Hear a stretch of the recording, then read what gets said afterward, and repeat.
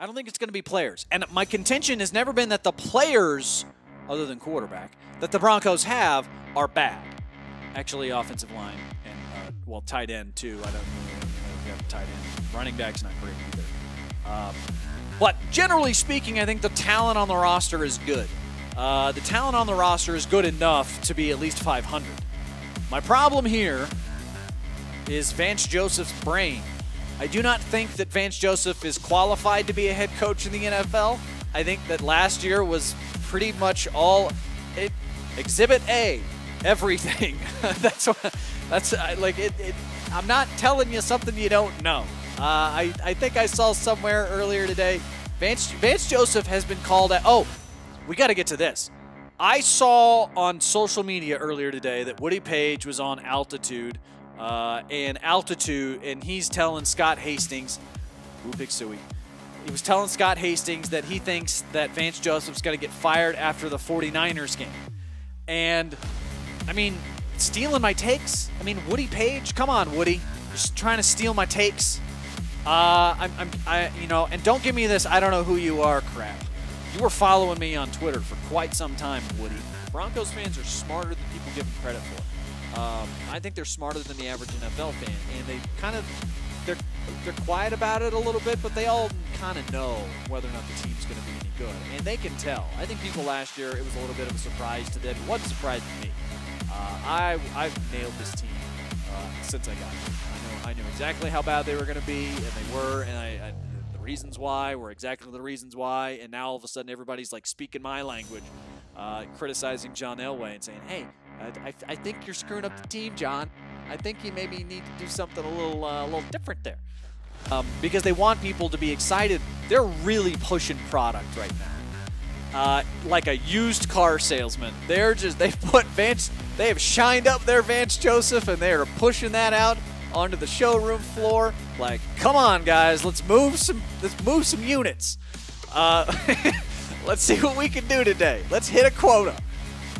They are really pushing product right now. The Broncos know what's coming.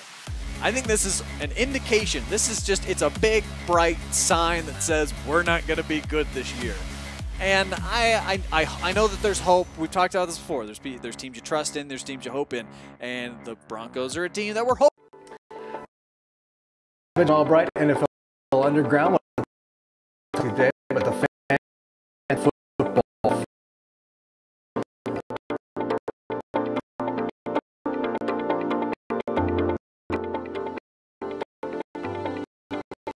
designed to give you greater access to me. You get the latest intel, insider information, rumors, news notes, injury information, Vegas lines, fantasy football, power rankings. Watch football games live with me. Phantom Football for only $1 for the first month. If you sign up today. Facebook.com/WatchPhantom. Link right here. Join us.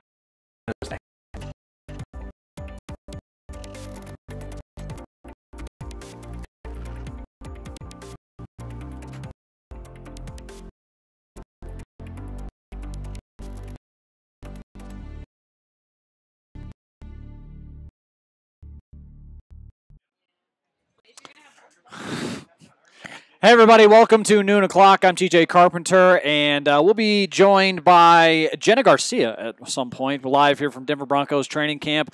She's going to let you know what everybody in our audience wants to get Tom Brady for his birthday. He's 41 years old today. Alex Guerrero has ensured that Tom Brady is going to be playing in the National Football League for another 42 years. And really all it took was an avocado smoothie. Who knew? Who knew that avocados were the key to eternal youth? I'll tell you who did. Guerrero, Tom Brady's trainer. Tom Brady's crazy, wild-eyed, nut bar trainer who has put him on all kinds of flaxseed oils and avocado smoothies and some kind of special mineral water that you would put in. All of that is Tom Brady's personal trainer, Alex. Is it Alex Guerrero? Alex Guerrero. He knew all of that. All of that was going to help Tom Brady live forever. So hopefully everybody is sticking with the show. I know that we may be having a little bit of internet problems today. We're out here at Denver Broncos training camp, and there are an enormous amount of people here today. I mean, just tons and tons and tons of people here today, and it's crazy because this team was 5-11 last year, and they sold out their general admission season tickets in 12 minutes. They have been packing out this hill, this berm that they have everybody sit on, and today it was packed. Janitors are going to have a pretty tough cleanup job today with all the stuff that this massive crowd left here today. All right, so yeah, Jenna's saying that she's going to be on the show today. She is going to be on the show, so she's announcing that. And by the way, everybody, make sure that you follow Phantom on Facebook. Like the page. You can join the Phantom Football Forum right now for just $1. You saw that advertisement at the beginning of the show. Would love to get you involved there. Some of the stuff that Ben tells you in that group, you would not believe. I mean, it's above and beyond anything that you could get anywhere else on any social media platform. This is not some sort of paywall situation where it's the same thing you've been getting. Now you just have to pay a little extra for it. That's not what this is.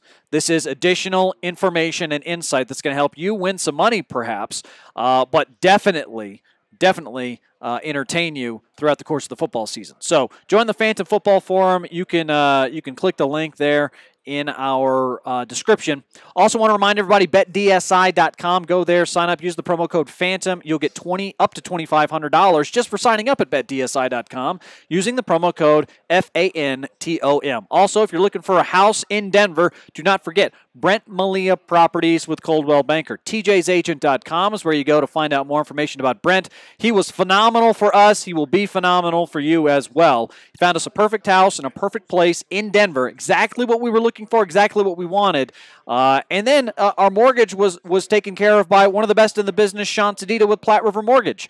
Go to PlatteRiverMortgage.com, find out more about Platte River and what they do to help their clients. I'll tell you, they helped us by finding glitches in our credit we didn't even know were there to allow us to buy our dream home here in Denver, which is a very competitive market, so you need to do it on a deadline. Not only did they find the problems, fix them, they did so in a quick enough time window that we didn't have to wait or delay things when it came to making an offer on a house. So we were really, really excited to work with Platte River Mortgage and Brent Malia Properties as well. Go to tjsagent.com if you're looking for a house in Denver. Go to PlatteRiverMortgage.com if you need help with your mortgage. All right, let's get down to this. Case Keenum threw his first interception of camp.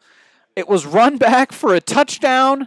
Will Parks, of all players, ended up intercepting Case Keenum. And you know what? Keenum's one of these guys. He's very protective with the football. That's always what you want from a quarterback in the NFL. And you know what? Lo and behold, finally it happened. Yes, he threw a pick. It's going to happen to everybody. And it's out here at camp. It was a pick six, but I would say, we're in day 6 now of training camp, and we still haven't had an interception from your starting quarterback. That's a really, really big plus in my mind. Let's see. Ari asks, what was the coolest piece of trash that was left on the fields? I don't know. I can't see, Ari. It's all just kind of white debris. I think there's probably like half a hot dog over there. Is that the coolest piece of trash? What kind of question is that, Ari? Coolest piece of trash? Coolest piece of what? Oh, Jenna with a good joke there. Jenna was saying, I believe it's time. Okay, Brent's saying, I believe it's time to put an new AOL disk in your drive. That might date me a bit. Are we having some connection issues? We're having some connection issues today. Can you guys hear me okay? If you can hear me okay and you guys are comfortable with this as a setup today, let me know. If not, we'll try to break down the broadcast and we'll see if we can try to reconnect here with a better connection. But if you guys are just cool with listening to me, That's totally cool. Jenna's joke was that the biggest piece of trash left on the field today was Paxton Lynch, that's just a great one-liner. That's a really, really good.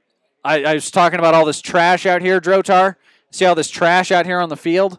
I was talking about all this debris that was left by the children that were here in droves today. Just very, and you know this, Drotar. If you are a parent of any child under the age of 10, your life is permanently sticky. Is that true? I remember my childhood being permanently sticky when I was that age, and my parents had 3 kids. We were all sticky permanently all the time, and children are heathens. I don't think people realize this about small children. They're terrorists. I mean, they really are just the worst. They don't know anything about anything. They just whine incessantly. They leave garbage everywhere.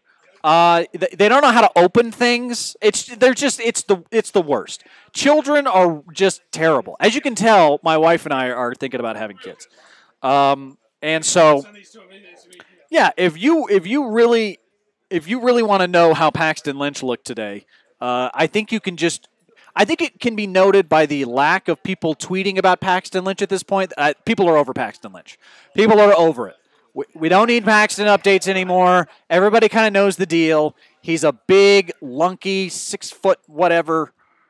What is he? 6'7", 6'6"? He just stands out there like one of these tackling dummies. I mean, he doesn't. I didn't even know what he does.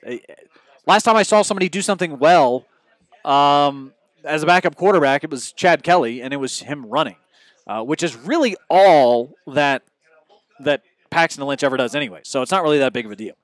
But Case Keenum finally threw an interception today, and I actually think it's a good thing. I think it's a good thing that it happened on day 6 out at training camp. It took 6 practices for Case Keenum to throw a pick, which I think it makes me think 2 things. It confirms my suspicion that he is very much a Alex Smith molded quarterback. He's somebody who's going to take care of the ball, which is great. But he's not one of these guys who's going to just wow you in practice with superior athleticism or these trick shot throws, things like that. He has been every much the competent, serviceable quarterback that people thought they were getting in Denver. And as far as compliments go, or trying to talk about how Case Keenum's going to fare this year, I think the expectation needs to just simply be that he be competent, because they didn't have competence last year. That's really all I'm looking for out here, is that it looks like people know what they're doing. They know where to stand. They know what their assignments are. You're not stopping plays a ton because people don't know where to stand.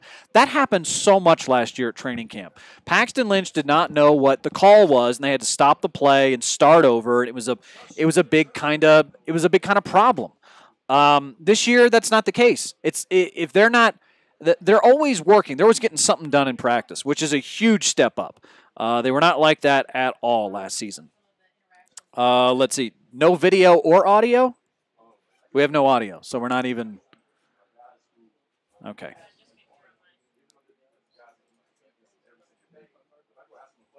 All right. Well, hopefully, guys, if you can hear me, just let me know. Having some connectivity issues here. Can you hear me? It sounds like my audio is coming out of that computer. Okay. All right. So, all right, Wade. Wade was getting on me because he was saying he couldn't hear me. So I was just trying to check. Looks like we're having some connectivity issues out here. And it's, by the way, it looks like it's basically everybody is having connectivity issues out here today, because I know that we had some laptop issues earlier with other people. It's just in general. Okay. All right. It's just in general right now. Hey, guys, sorry. We may have to call it quits on this broadcast for today. I did want to get into some stuff that's maybe a little bit, I wouldn't say it's personal. It's because it's been very publicly out there on social media, on Twitter and things like that, that Chiefs fans are mad at me because I demand that they, be under, that they acknowledge both sides of my Patrick Mahomes opinions, which is, I know, a really hard and unfair thing to ask of Chiefs fans, but I just would like to go on the record as saying this. I think everybody in Denver can kind of relate to this because they were on the right side of it for a long time. You had John Elway for 17 years or however long it was. You had Peyton Manning for those 4 years there, and it was a really big plus that you had those guys. But at the end of the day, you had players who just dominated the division, and for other teams, that's a really big. That sucks. I mean, it sucks being in the same division with Peyton Manning or John Elway or whomever the elite level quarterback is, and I think a lot of Chiefs fans are salivating at the thought that Patrick Mahomes is going to be that guy. And that's totally fine. I'm a big Patrick Mahomes fan. From the second that they drafted him, I thought it was a good draft pick by the Chiefs to get Patrick Mahomes. I thought it was he looked really good in that one game against the Broncos last year. He looked raw. He looked like he wasn't quite sure what he was supposed to do in the offense just yet, but he had these flashes of brilliance. Also had an interception. So, generally speaking, I am pro Mahomes. In fact, I've said this before. Patrick Mahomes, I think, is going to be the best quarterback in the league 5 years from now. I think I do, and I said that